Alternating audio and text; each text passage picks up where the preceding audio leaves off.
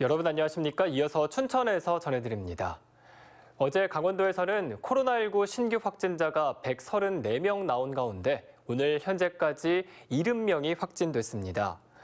어제 21명의 확진자가 나온 춘천에서는 오늘도 8명이 확진됐고 지역 학생들과 가족들을 중심으로 확산세가 지속되고 있습니다.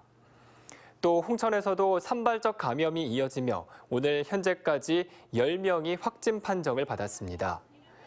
원주에서도 31명이 확진됐고 속초에서도 15명이 확진되는 등 도내 전체 누적 확진자는 1,919명으로 늘어났습니다. 최근 학교를 중심으로 코로나19 확진자가 급증함에 따라 다음 주 월요일부터 학교 상황에 맞춰 등교 인원 조정이 가능해집니다. 강원도 교육청은 학생 수가 1,000명이 넘는 학교 가운데 중학교와 고등학교는 등교 인원을 전체의 3분의 2까지, 초등학교 3학년부터 6학년도 3분의 2까지 등교하도록 조정했습니다. 하지만 초등학교 1, 2학년은 학교 학생 수와 상관없이 매일 등교가 가능합니다.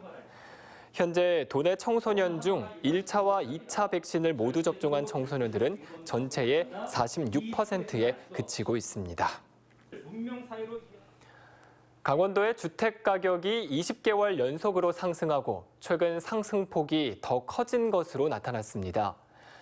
한국은행 강원본부에 따르면 지난해 3월부터 20개월 동안 연속 상승한 강원도의 주택 매매 가격은 지난 10월 전월 대비 0.6% 오르면서 역대 가장 높은 상승폭을 보였습니다.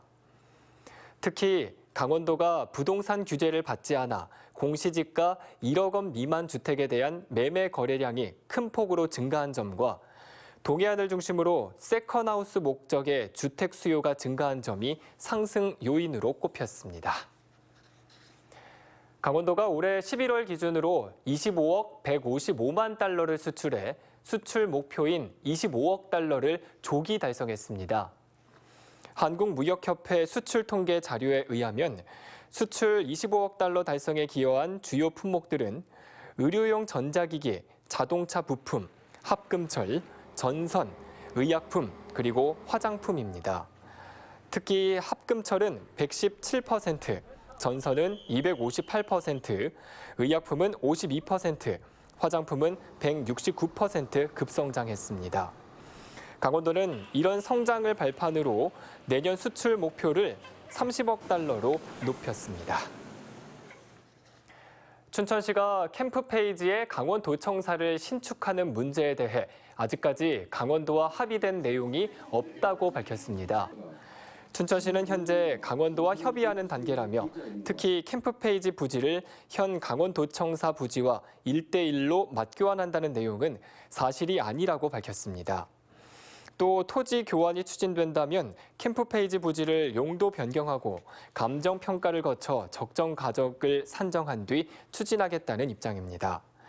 일부 춘천시 의원들은 강원도가 추진하는 여론조사 결과가 나온 뒤에 논의해야 한다고 밝혔습니다.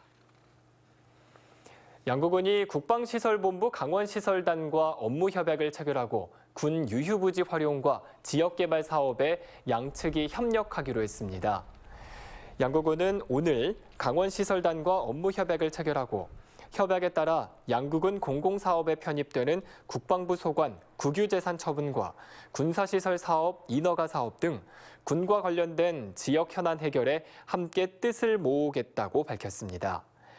이에 따라 군 유휴지를 활용한 공공사업 추진에도 탄력을 받을 전망입니다. 지금까지 춘천에서 전해드렸습니다.